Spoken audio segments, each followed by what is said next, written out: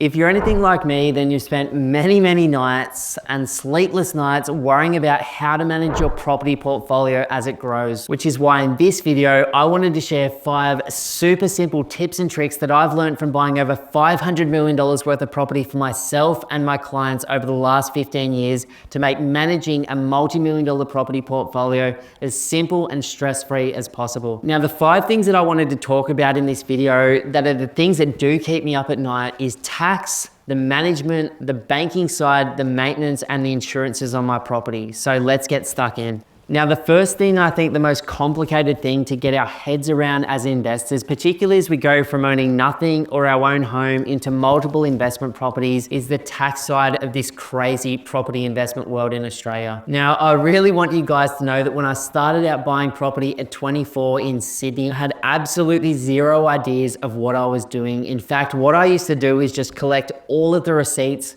chuck them in one plastic sleeve, and then take them to my accountant, sit down with my accountant, add them all up together with them. So I was spending all of this time and money, wasting my time doing bookkeeping with my accountant, when now I know I should have been spending my time on strategically figuring out what we can do to save tax and to improve the quality of my investment portfolio. So all I do with my spreadsheet is I have one hero, because obviously as you buy more properties, you'll have more tabs or sheets in that spreadsheet over time. But effectively, I just look at the income that I receive from my property, which is generally rent, as well as sometimes rates or water rebates, and then the expenses on the property. So I just work with my accountant and go, well, what are all of the expenses that could come up? Things like interest, rates, water, insurances, maintenance, management, and all of the other varying things. And you can talk to your accountant about what the right expenses are. And then all I do is I break it out into individual months of the year. And I total up like each of the columns, obviously on the right-hand side,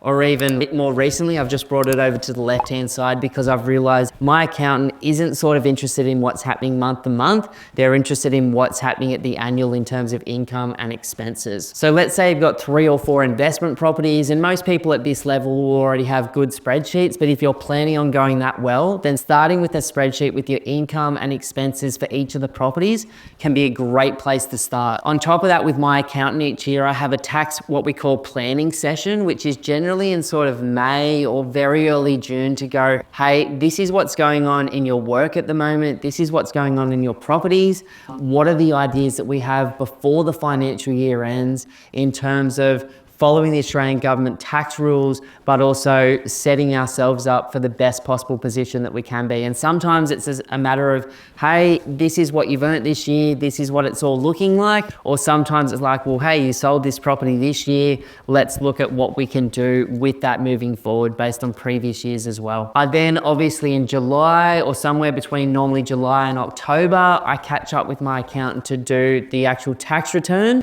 And then I'm not afraid to pick up the phone, give him a text or an email at many times throughout the year. So I really don't make any decisions without my accountant anymore. If I'm thinking about little things like buying a car or doing something in my business, obviously I talk to him about those things. But if it's property, it's like, I'm thinking of selling this, what are your thoughts on it? I'm thinking about renovating or doing this maintenance, what are your thoughts? And just getting that second opinion. But you know, I'm not a tax specialist, even though I've bought and sold or bought and held a lot of properties for myself and my clients. I'm just really a real estate guy and an investor. And so I really rely on his advice and his ideas to help me take it to that next level, make myself safe, secure, and also obviously make the most of the current tax system we're currently in Australia. So I think just to round all of that out, having a good accountant and having a good spreadsheet and being diligent in putting those income and expenses in each month or at least once a year will make your life exponentially better as an investor moving forward.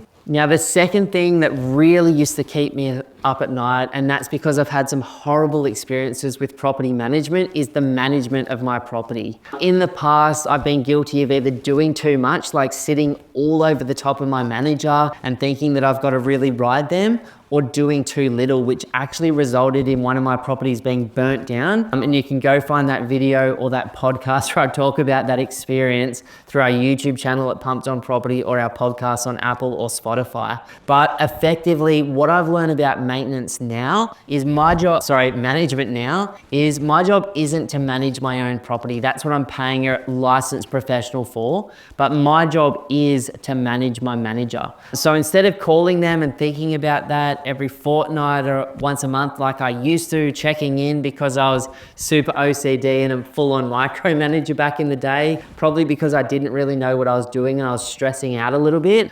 Now I just send an annual email setting expectations with my manager at the very start of the year. And then obviously if they email me or call me, I take those emails and calls. But by sending this one email, I think it saved me at least 10 hours over my entire portfolio per year. So effectively in my annual expectations email to my manager, I have a look at all of the comparable rental properties in the areas where I own investments around Australia. And I basically say, in the next 12 months, I'm looking to get to this rental income. Do you think it's achievable for each of these properties? And a good manager will say yes, no, yes, no. A great manager should be pushing back and keeping you realistic. But the problem is many managers just keep it flat. And that's why so many Australian investors at the moment have rents well below where they should be based on recent inflation.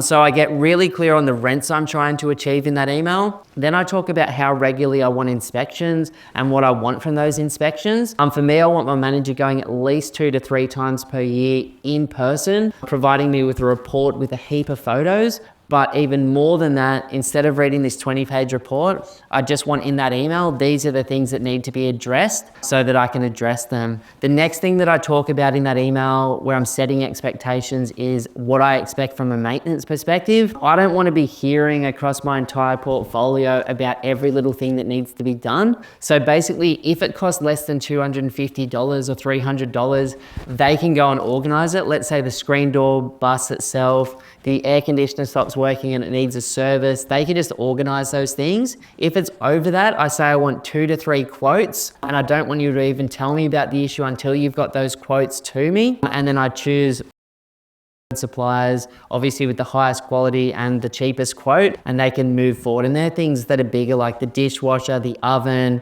hot water heaters, if it needs new carpet or flooring or a bit of a paint job or something like a bond clean. The other thing that I say at the start of every single year is when my tenants turn over, because in good quality properties, like I've had tenants turn over every 6 months in a property for 3 years, and I've had tenants stay for like 6 or 7 years in one place. So what I do now is I say each time the tenants turn over, which means someone's leaving or vacating the property, I say, can you please organize the following? So I always want the lawns to be done with a weed and feed. I want all of the garden beds to be weeded and remulched and any plants at the property cut back. I want a high pressure wash of the entire property. So driveways, any external surfaces like paths or tiled areas, decked areas, pool areas. I want the entire outside of the house done as well. And I found from doing that in the last 5 or 6 years, it means that I only have to paint once every 15 to 20 years instead of once every 7 to 10,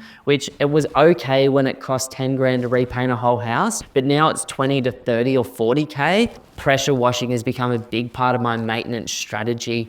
On top of that, I also want a bond clean top to bottom when the tenant goes out. Most of the time, part of that's covered by the tenant, but I want the property to be in the best condition. And once every 3 to 5 years, I like to get a painter on an hourly rate to just go through the house, not so much the ceilings or the little bits and pieces, but more just the walls, a single coat, just to keep the property in the best possible condition. On top of that, I've gone completely away from carpet, timber floors and even tiles now. I've gone to like high quality vinyl timber look planking because I found that gets sort of 15 to 20 years versus some of those other floor coverings. Like I've had to replace carpet every 3 years on some of my investments. So that one email pretty much sets the expectations about rent, inspections, maintenance, tenant turnover and maintenance. And it really takes all of that off me. And then if the property ever has issues in the future, then I can refer back to the email and say, hey, like this is what we were saying we're working towards in January. It's now December and nothing's been done. What's going on? Let's get on it. Please refer back to the email. Now, the third thing that I do as my portfolio's grown and that you can do, and again, it's not a big deal when you've got maybe one home and one investment, but as you grow, like we've got some clients with, 10, 15, 20 plus properties, and the maintenance associated with that, if you don't have good systems in place, can just get absolutely chaotic. So in the good old days, I had absolutely none of these things I'm telling you about in place. In fact, I've been investing for almost 15 years and I really only implemented these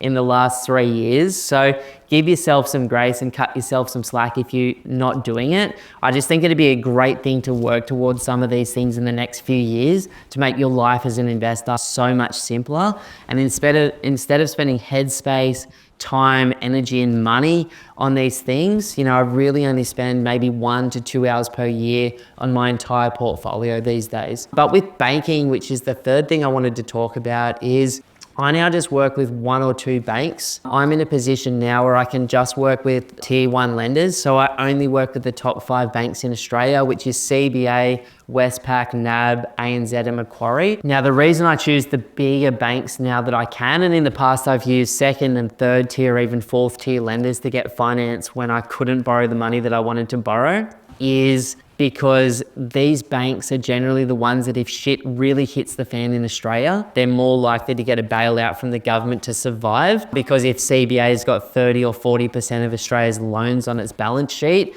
if that bank fails, then there's a whole lot of issues for the Australian economy, banking system and individuals' lives. And so the banks or the government is more likely to bail someone like that out. So the reason I go tier 1 is safety and risk, because as you all know, they're important things to me as an investor and to you guys as well. Now, what I do personally is I have my home loan account and an offset account for every single property that I own. I do things differently to a lot of other investors. I really set a lot of my investment property loans interest only. Now, talk to your accountant and financial advisor. The reason I do that is because I'm a pretty good saver. So I put the money that would normally be paid in principal straight in the offset account and I don't touch it. But in the past, on a lot of my properties, I was P&I. The benefit of that is if I do nothing else and I just pay it off over 30 years, I'll own the property outright, which is a great option for many, many Australians. But for more advanced investors like myself and yourself, I like to pay the bank the minimum amount of money and have control,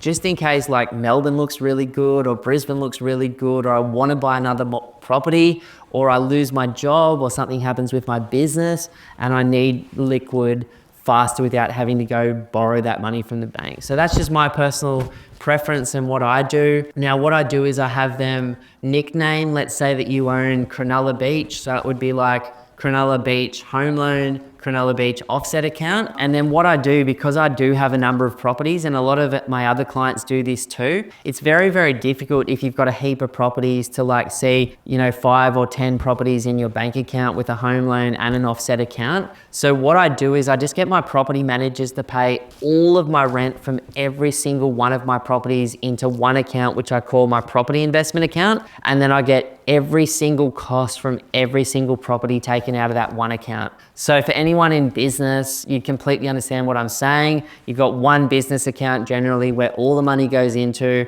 all the expenses come out of, and it's like a ledger for that business. I run my property portfolio the same way. And then that's kind of linked. All I have to do each month is go into, as I pay for expenses from my bank account, it might be Cronulla Beach rates, and then it might be like St Kilda water. So as I pay bills from each of those properties, I can see exactly what they're coded as. As money comes in, I get the rent coming in, nicknamed like Cronulla Beach rent or St Kilda rent, for example. I don't own properties in either of those markets. They're just examples. And it just means that once a month when we look at the bank account with our spreadsheet open, it's really easy to just drag the amounts across and really see what's going on. And it gives me like a ledger. That has saved me a huge amount of time and a huge amount of pain at tax time. It's also much easier for my accountant as well if they've got any questions. Here's the entire statement for the year. Go nuts and have a look at it, those sorts of things too. Now, the fourth thing that you can use to manage your property and keep your multi-million dollar property portfolio as it grows in much better condition is maintenance. So I used to just think my property manager's got it. Because I didn't have any money and because I was always reinvesting in the next property, it was kind of like if it wasn't broken, I wouldn't fix it. Then I ended up with these properties that after 5 or 10 years were in shocking condition, completely run down, because I hadn't done the little bit each year. So I talked about this a little bit in management, but effectively what I do now each year externally is a weed and feed, a good cleanup of all the gardens, a remulch, a high pressure wash, and whatever needs to be done outside, like if gutters are destroyed or if things outside need a repaint, I do those things. Internally, obviously I just do the normal maintenance as required as it comes up from my tenant, but then proactively once every 3 to 5 years, I make sure I get that bond clean done inside. I get it beautifully OCD cleaned. And then as required, I modernize the property and I get a painter on an hourly rate to just go through and put one coat on all of the internal walls. It keeps my tenants super happy. It also keeps my properties in much better conditions, keeps the rents high, and it stops a lot of the wear and tear that I've seen from not doing those things on properties. So maintenance is important. Generally, when you're just starting out, it sucks. When you buy a property, there's normally 5 to 10 grand worth of maintenance in the first 12 months. It's sort of like Murphy's Law, like if the dishwasher and the hot water heater are gonna go, they'll go when you first buy the place. Generally, you know, if the property has been owner occupied or tenanted for a while, once you take ownership after you buy it, generally all these random things come up. I mean, it feels like this never ending thing, but once you get on top of those things and you have a good property manager and a good ongoing maintenance program where you fix little things as they come up so they don't become big things, it's a cost of the business. Now, let's just get real about the business that we're in for a minute, which is investing. If you buy $1 million property today and it grows by 5% a year for the next 15 years, it's going to be worth 2 mil. If it grows by another 5% a year for the next 15 after that, it'll be worth 4 mil. So you've effectively made over 30 years on $1 million asset with a 5% average annual return, $3 million that you haven't had to work for. If during that 30-year period, it costs you 100 or 200 grand in maintenance and management to go make $3 million, then that is the cost of the business you're in. Now, if you think about your job or your business, there's cost of clothes, cost of time, transport, food, and all of those sorts of things that we don't really think about. Property is the same thing. It isn't a cost-free business. And I think that's why a lot of people invest in things like bonds, stocks, crypto, commodities, because there isn't that ongoing management and maintenance associated with the asset. The fifth and final thing that has been an absolute game changer for me in terms of my mental health and like letting go of the worries of my properties, as well as saving me an absolute fortune, is understanding how insurance works properly. So for my more complicated properties, like my houses with granny flats, my brand new dual income properties, or things like Airbnbs that I own, I have an insurance broker. So you've obviously heard of a mortgage broker that can look at 30 different banks for you. An insurance broker is the exact same thing. They can look at 30 different lenders for you and make sure that the lender's underwriting supports that particular type of property you've got, whether that's a subdivision, a single income home, whether that area's got some flooding issues or some bushfire overlays, whether it's short-term accommodation, whether it's got 2 tenants on the one property like a house and a granny flat. So for those more complicated things where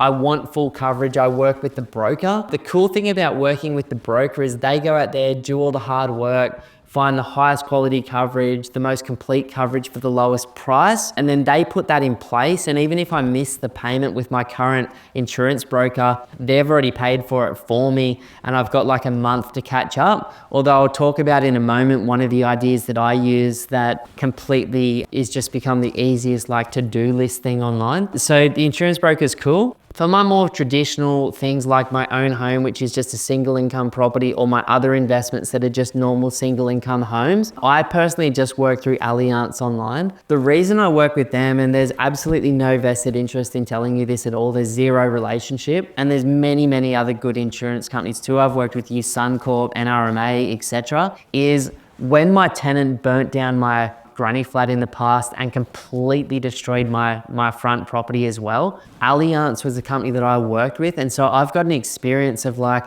they actually paid out the right amount for me to like fix that property properly, and it was not a big deal. Like, it did take a while to get the money, but I actually got the money. And so that was just a massive thing for me, because like my worst fear is something happens with one of my properties and the company that I'm working with just does what we've all heard about insurance companies and just tries to rip you off. So what I do to keep my insurance costs down, and it doesn't matter so much if you've just got one property. Like if you've got one property and you pay $2,000 a year in insurance, it's $2,000, right? For example, I was talking to my father-in-law and my mother-in-law who have been in property for 30 or 40 years recently, and they're paying like $2,500 a year for a property that I think shouldn't take more than $1,200 a year to insure through someone like Allianz. The way that I get my insurances down, and this isn't for everyone, this is much higher risk, is I pay up front annually. The second thing is I go directly through online. So when I go directly through Allianz online, they give me a further 10% discount. When I pay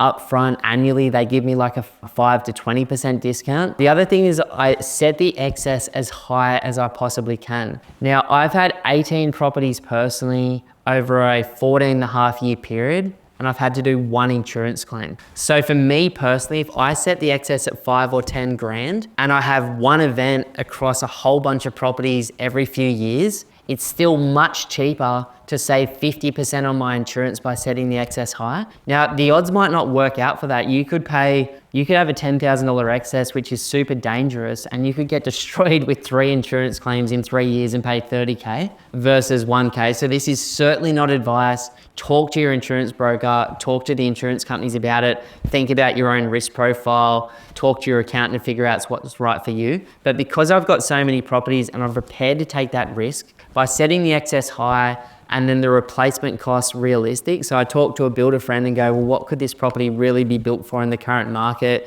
based on retail pricing? And by paying up front, by doing it online, by setting the excess high, and by setting the replacement value realistic and the contents value realistically, I've found that my insurance on a property that would cost $500K to rebuild comes down from over $2,200 a year to about $1,200, which is a $1,000 saving. Now, at times I've had as many as 9 properties. That's a $9,000 per year saving, which like I said, means I could have a $5,000 excess and an event once a year and still be $4,000 better off, which again, might not work for individuals with just 1 or 2 properties, but why not save money? Why not pay more? And I sort of stumbled across the insurance broker really late, like 12 years into investing. And I stumbled across setting the excess higher much, much later as well. So I overpaid. Like there was years where I was paying 20, 30, 40 grand a year in insurances. And now I'm paying on a whole bunch of properties, like literally 5 or 6K per year. It's a significant saving. The last thing that I wanted to say is it's not the old days. We do have phones, we do have notes, we do have incredible online programs. So for me personally, I work with a Microsoft program called Microsoft To Do.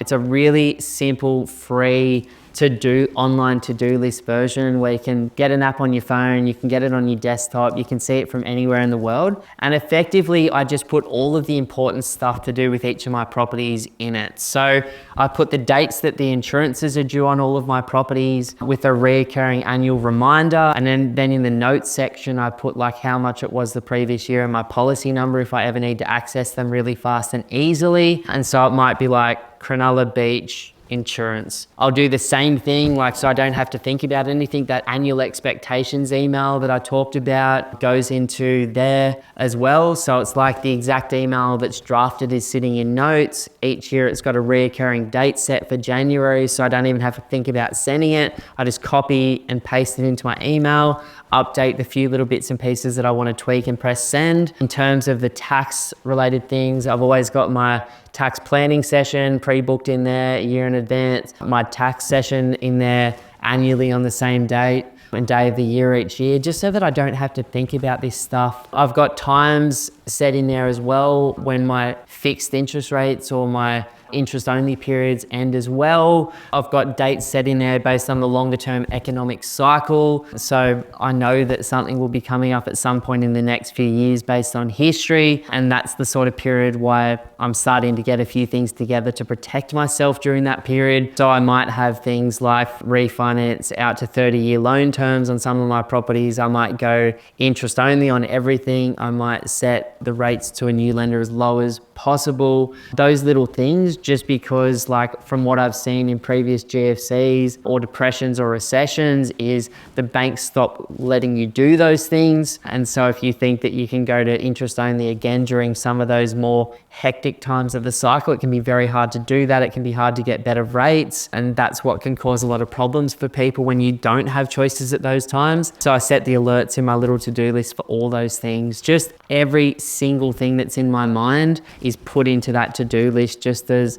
things with dates associated with it, timeframes and costs. All of those annual maintenance things I mentioned as well for each property are in there as well. So I don't have to think about the maintenance. So I've got my 1 year maintenance things, my 3 year and my 5 years. Just so again, all I have to do is log into this thing once a week or once a month, see what's coming up in the next month and then action those things. So instead of spending 20, 30, 40, 100 hours a year like most investors with multi-million dollar properties do, I literally spend like 1 to 2 hours. Now, that was a shitload of work to set all that up, but it gives me time back for the rest of my life. So it's high amount of time up front with low time involvement forever versus medium amounts of time always and forever, which is definitely something that I don't want. As someone that massively values lifestyle choices, time with my family, because ultimately property is really just a vehicle to take us from where we are to where we want to be longer term. But I hope you've enjoyed some of these ideas around tax,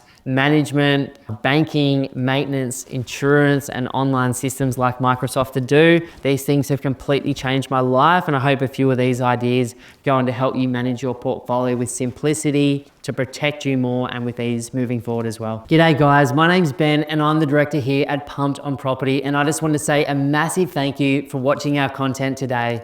Now, if you're thinking about buying an investment property in the next 3 to 12 months, then the team and I would love to offer you a one-on-one strategy session. In that session, we can talk about exactly where you are right now, where you'd like to be longer term, and we can deeply educate you on the Australian market. And then you can take that information and go and absolutely smash it on your own, or potentially become one of the small number of clients that we work with each week. To book your session, all you have to do is go to www.pumpedonproperty.com and click that book your free strategy session button. But either way, we wish you all the best on your journey as an investor to financial freedom.